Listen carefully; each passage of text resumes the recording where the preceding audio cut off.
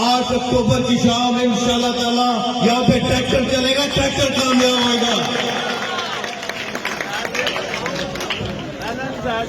جب میں سٹیج پہ بیٹھا ہوا تھا، ایک ایک کر کے تقریریں سن رہا تھا، میرے ذہن میں ہے کہ تقریریں تو ساری ایک کر گئی ہیں، تو میرے پاس اب کوئی ایسا ٹاپک نہیں ہے جو پیچھے رہ گیا ہے۔ لیکن سٹیج پہ بیٹھے میرے ذہن میں صرف یہی خیال آ رہا تھا اس بھرے ہوئے پنڈال کو دیکھتے ہوئے کہ جو آپ لوگوں نے پیار اور محبت مجھے دکھائی ہے، اس پیار اور محبت کے بدلے میں آپ لوگوں کو کیا دے سکتا ہوں۔ میں نے بڑا سوچا کہ میں کیا دے سکتا ہوں، میں کچھ بھی نہیں دے سکتا، کیونکہ آپ لوگوں نے جتنے احسان میرے اوپر کیے ہیں، اس سے پہلے میرے والد صاحب کے اوپر کیے ہوئے، میرے دادا چودھری ظہور اللہ شہید کے اوپر کیے ہوئے، آپ لوگوں کی یہ احسان ہم پوری زندگی نہیں اتار سکتے، لیکن میں ضرور آپ لوگوں کی خدمت کر سکتا ہوں، آپ لوگوں کی تابعداری کر سکتا ہوں، آپ لوگوں کی ہر وقت حاضر ہو سکتا ہوں، اور انشاءاللہ تعالی جس امید کے ساتھ آپ لوگ مجھے نیشنل اسمبلی میں بھیجتے ہیں، اس امید پہ پورا اتر سکتا ہوں، اپنے ضلع اپنے حلقے کی آواز بن سکتا ہوں۔ نون لیگ نے اپنے دور اقتدار میں جو کچھ ہمارے حلقے کے ساتھ کیا تھا کسی سے چھپا نہیں ہے۔ انہوں نے ہمارے حلقے کے ساتھ بدلہ لیا، ہمارے ضلع کے ساتھ بدلہ لیا، اور پھر 14 مہینے شہباز شریف وزیر اعظم بنا۔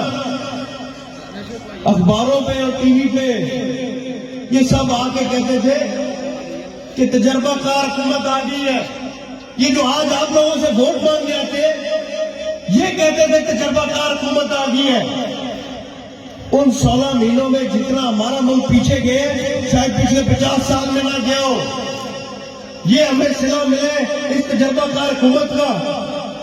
ایک انہوں نے لندن سے صاحبدار کو اٹھا کے لے کے آئے کہ یہ ہمارا ڈالر کا ریٹ نیچے لے آئے گا۔ ان 16 مہینوں میں ڈالر کا ریٹ کدھر سے کدھر انہوں نے پہنچایا، اور آج یہ آ کے کہتے ہیں کہ شہباز شریف نے ہمارے ملک کو بچا لیا ہے۔ کیسے ہمارے ملک کو بچایا ہے؟ یہ اپنے رائمنڈ کے محل کی دیواروں کے باہر دیکھ نہیں سکتے کہ عوام کی مشکلوں سے گزر رہی ہے۔ یہ کہتے ہیں انہوں نے ہمارے ملک کو بچایا ہے، آج 2 وقت کی روٹی کھانا مشکل ہوئی ہے۔ یہ کہتے ہیں انہوں نے ہمارے ملک کو بچایا ہے، آج بچوں کی اسکولوں کی فیسیں دینا مشکل ہوئی ہے۔ یہ کہتے ہیں انہوں نے ہمارے ملک کو بچایا ہے، آج بجلی کے بل دینا مشکل ہو گئے، گیس کے بل دینا مشکل ہو گئے۔ انہوں نے ہمارے ملک کو بچایا نہیں ہے، ہمارے ملک کو مزید مصیبتوں میں انہوں نے دھکیلا ہے۔ اب 8 فروری کو آپ لوگوں نے فیصلہ کرنا ہے کہ آپ نے ووٹ کس کو دینا ہے، جو آپ کے حق کے لیے لڑتے ہیں، جو اس حلقے کی آواز بولتے ہیں، یا ان کو دینا ہے جو کہتے ہیں 16 مہینوں میں شہباز شریف نے کمال کر کے دکھایا ہے۔ آپ لوگوں نے اگلا فیصلہ خود کرنا ہے۔ میں جب اپوزیشن میں گیا تھا تو میرے والد صاحب نے مجھے کہا تھا کہ حسین جا کے نیشنل اسمبلی میں اپنی نمائندگی کرو، اپنے حلقے کی نمائندگی کرو۔ تو میرے والد صاحب کو کہا میں اکیلا کیا نمائندگی کروں گا، حکومت ساری ایک طرف ہے، باقی ساروں کے استعفے ہو گئے، اور یہ جو راجہ ریاض ہے یہ ویسی حکومت کے ساتھ ملے گئے سارے، تو میرا کیا فائدہ ہوتا جا کے اپوزیشن کرنے کا یا مخالفت کرنے کا۔ انہوں نے مجھے کہا کہ یہ ووٹ نہیں ہے، ان ووٹ کی قدر کرتے ہوئے جاؤ۔ تب میں نے نیشنل اسمبلی میں کھڑے ہو کے ایک ہی بات کی تھی کہ ہمارے یہ جو نوجوان مجبور ہو رہے ملک چھوڑ کے جانے کے لیے، کبھی غور کریں گے ان کے پیچھے وجہ کیا ہے۔ جب بھی نیشنل اسمبلی میں اس پہ بات ہوئی تھی تو ہمیشہ بات ہوتی تھی کہ بارڈر پہ سختی کرے، ایجنٹوں پہ سختی کرے، اس طرف دھیان نہیں آیا کہ وجہ کیا ہے یہ بچے باہر جا رہے ہیں۔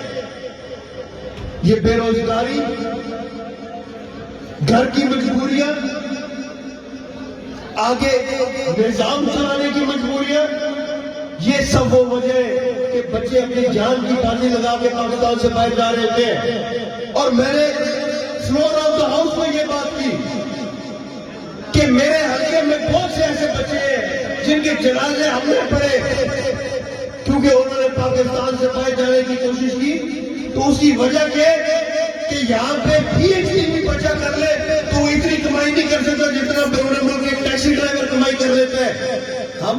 नौजवानों को रोजगार देना है, हमें अपने नौजवानों को उनके पैरों पे खड़ा करना है, इसकी तरफ तवज्जो होनी चाहिए। लेकिन नून लीग वाले हुकूमत में थे, मैं अकेला था, आगे से क्या आता था, नवाज शरीफ ने मोटरवे बनाई है। मैं आप सारों से पूछता हूं, इधर भी मरियम नवाज ने आके कहा जलालपुर वालों, मियां साहब ने आपको लाहौर इस्लामाबाद मोटरवे दी है। मेरा आप सारों से सवाल है, हमें इन पिंडों में बैठे लाहौर इस्लामाबाद मोटरवे की क्या पड़ी? जब हमारे घर में रोजगार ना हो, जब हमारे पास बिल देने के पैसे ना हो, जब हमारे पास बच्चों की स्कूलों की फीस के पैसे ना हो, हमने लाहौर इस्लामाबाद मोटरवे का क्या करना है? तरक्की तब आनी है जब इन बादशाहों के खिलाफ आवाज उठेगी। तरक्की तब आनी है जब ये रायगढ़ के बादशाहों की आंखें खुलेंगी, ये सिंध के वडेरों की आंखें खुलेंगी। और 8 फरवरी को आंखें आप लोगों ने खोलनी है। 8 फरवरी को फैसला आप लोगों ने करना है। 2 पर्चियां आपको मिलेंगी, एक मेरी होगी, एक अब्दुल्ला यूसुफ साहब की होगी। दोनों पर्चियों पे आपने ट्रैक्टर पे मोहर लगानी है और जरा जोर से मोहर लगानी है कि रायगढ़ की तो हमारे इनको पता लगे